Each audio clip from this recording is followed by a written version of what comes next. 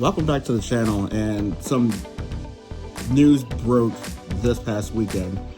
It is regarding the Paramount Warner Brothers Discovery proposed merger. News came out this past Friday, as they're recording this video, that the U.S. Department of Justice has given the green light for the merger to proceed. Now, for those that have watched my videos, you know that I am 100% against this proposed merger. Before proceeding, just want to go ahead and stress once again that any opinions expressed are my own personal opinions, and they don't reflect the opinions of those that I work for. So, yeah, the U.S. Department of Justice has given the green light for the Paramount Warner Bros. Discovery merger, to proceed, which is just one hurdle that needs to be cleared in order for the merger to close. Now, these are movie studios that we're talking about, so they obviously serve not just the North American market, but the international market as well. So it still needs approval from European regulators. So that's one of the few hurdles still remaining. That and several states are actually looking into this and investigating. And there are rumors that lawsuits could be on the horizon, as several attorneys general from a number of states are actually looking into this. And as I mentioned, there are rumors that lawsuits could be on the horizon to put a stop to this proposed merger.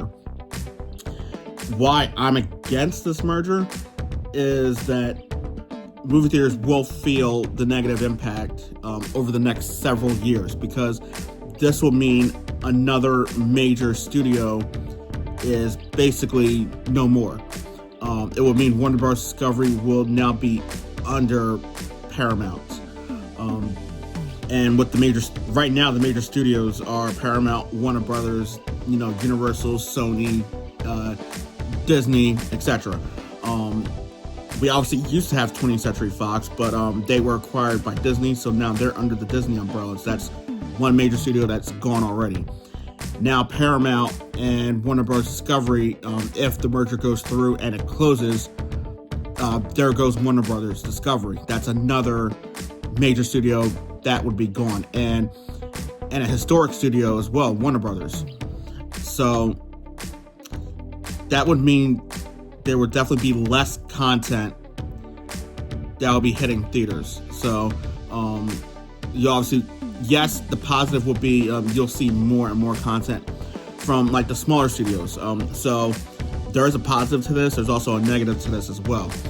As I mentioned, A24, in a previous video I mentioned A24 is a studio to keep an eye on for potential growth into becoming a major player in a major studio. That's not going to happen overnight. It's going to depend on like how much content, they put out, as well as, the return on investment.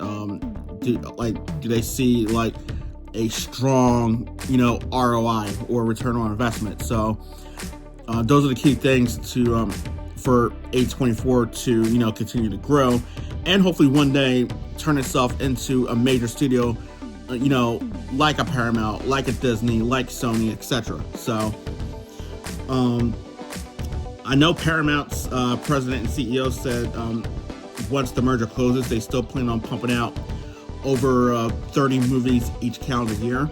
I personally think that's a bit of a stretch. As we've seen with the Disney acquisition of 20th Century Fox, once the acquisition closed, Disney had to now all of a sudden reshuffle, their entire release calendar for the next several years. That way, everything was spread out, and they didn't have a Disney movie opening the same weekend as a 20th Century Fox movie, which is now under Disney. They had to reshuffle, the lineups. They had to find new release dates for certain movies, and then over time, you saw the number of releases start to like decline little by little throughout the year.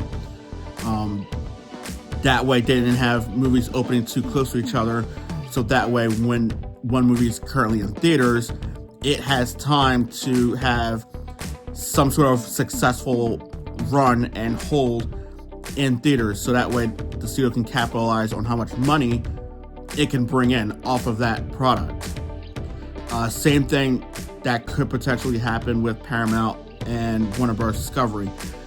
If the merger goes through and it closes, Paramount, they're going to have to reshuffle the lineup, the release calendar for the next several years. So that way they don't have a Paramount movie opening on the same weekend as a Warner Bros. Movie, or have a Paramount movie and a Warner Bros. Movie opening too close to each other. They need to have at least, obviously depending on the movie, of course, they need to have at least a 2 to 3 week buffer. So that way, whatever one of their movies is out in theaters has enough time to capitalize on as much potential ROI as possible. Having movies scheduled too close to one another, it could have the reverse effect. It could have a negative impact. So that's my thoughts on the Paramount Warner Brothers proposed merger, where it stands, and as of right now, the U.S. Department of Justice has approved it. So, and as I mentioned, there are still more hurdles that need to be cleared. So, let me know what you think of the Paramount Warner Bros. Discovery proposed merger. Do you think it's a good thing for the industry? Do you think it's a bad thing for the industry? Let me know in the comments down below. Thank you so much for watching, and I'll see you on the next one.